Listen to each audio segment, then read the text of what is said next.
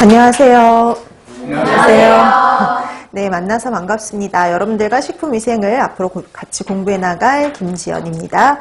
자, 우리 그 43회 영양사 시험을 대비하려고 이제 모였는데요. 이제 우리 식품위생 같은 경우에는 이곳저곳에서 많이 보게 돼요. 접하게 되는데, 뭐 이제 그 학부 시절에도 공부를 하셨지만 위생사 준비할 때도 한번 보셨던 과목이기도 하고요. 위생사를 또 준비하셨던 분들은, 그다음에 또 이제 영양사에서도 또 이렇게 겹치는 과목이다 보니까 이곳저곳에서 많이 볼 일이 많아요. 자, 근데 이런 식품위생 같은 경우에는 뭐 위생사에서 원하는 것과 영양사에서 원하는 것이 조금 다르긴 해요. 그런데 구성은 약간 비슷한 면은 없지 않아 있죠. 자, 근데 이런 식품위생 같은 경우 여러분도 아시겠지만 우리 2교시에 포함이 되어 있죠. 그래서 이게 이제 세 과목이 합쳐져 있죠. 급식, 그 다음에 위생, 그리고 법규 합쳐서 60점 만점이에요. 그래서 60점 만점인데 이것도 마찬가지로 최소한 40% 이상은 맞아야지 과락을 면할 수가 있는데 솔직히 급식하고 위생하고 법규는 조금만 공부하시면 충분히 40% 이상은 맞아요. 근데 최소가 40%죠. 그러니까 우리가 전체 총점에서 60%를 맞으려면은 충분히 높은 점수를 얻어야지만 또 가능하기 때문에요. 그래서 여러분들이 급식이나 위생이나 법규 같은 경우에는 조금만 노력하시면 충분히 고득점을 획득하실 수 있기 때문에 이게 손쉽게 또 획득할 수 있는 곳에서 이제 그 놓치면 안 되기 때문에요. 그런 것들을 좀 신경 써서 해주시면 되겠죠. 그 다음에 여러분 이게 2교시 과목이 식품학하고 조리원리도 들어가 있어요. 식품학, 조리원리 40점. 그 다음에 급식, 위생, 법규에서 60점. 해서 총 몇 점이냐면 100점이에요. 2교시에 그 100점 된 거는 100점인데 이것도 마찬가지로 100문제지만 85분 안에 다 풀어야 돼요. 다 풀고 그 다음에 이제 뭐까지 다 해야 되냐면 뭐 답안지 작성까지 다 끝내야 되는 거죠. 근데 보통 다 대체적으로 그 시간 내에 문제도 풀고 그 다음에 답안지도 작성할 수 있게 이렇게 좀 간단한 문제들이 많이 포함이 되어 있습니다. 그래서 뭐 근데 생각해야 되는 문제도 있긴 있거든요. 간혹 급식은 계산 문제도 있어요. 그래서 여러분들이 한 문제에 너무 또 이렇게 시간을 끌게 되면 계산 문제나 이런 데에 또 그 풀 수 있는 시간이 좀 부족해질 수 있으니까 그런 건 감안해서 알고 있는 문제들을 이렇게 풀어나가는 거, 먼저 풀어나가는 그런 것들도 좀 필요하겠죠. 근데 웬만해서는 다,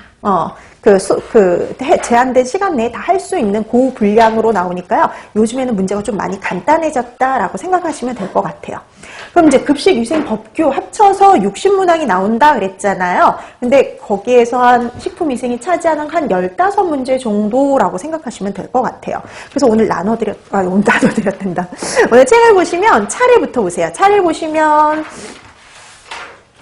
식품위생관리, 식중독, 식품첨가물, 감염병, 기생충, 위생동물, 그 다음에 식품안전관리, 인증기준 이렇게 나눠놨는데요. 그 식품위생관리 파트는 이제 우리 그 2장부터 7장을 제외한 나머지 것들을 합쳐놓은 거라고 생각하시면 되겠어요. 그래서 여기서 보통 이제 한두 문제 출제가 돼요.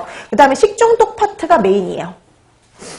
그러니까 이제 우리 앞으로 이런 범위 내에서 시험 문제를 내겠다라는 게 발표가 되어 있잖아요. 이런 데서 이제 시험 문제가 내겠다라는 걸 이제 그걸 다 이렇게 공고해놨어요. 국시원 홈페이지에 가면은.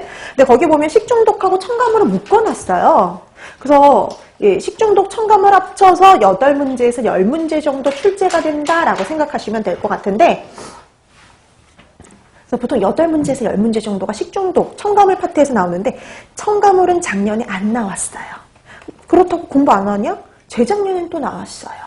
그러니까 이게 옛날엔 첨가물 파트에서 문제가 한 20문제 출제가 될 땐 식품위생이 20문제 정도 출제될 적에는 꼬박꼬박 한 문제 내지 2문제 정도가 출제가 됐단 말이죠. 근데 문항수가 줄면서 첨가물 파트에서 한 문제 내지 아예 안 나오는 경우가 있다라고 생각하시면 돼요. 그래서 첨가물만 따로 봤을 땐 0에서 1문제 정도.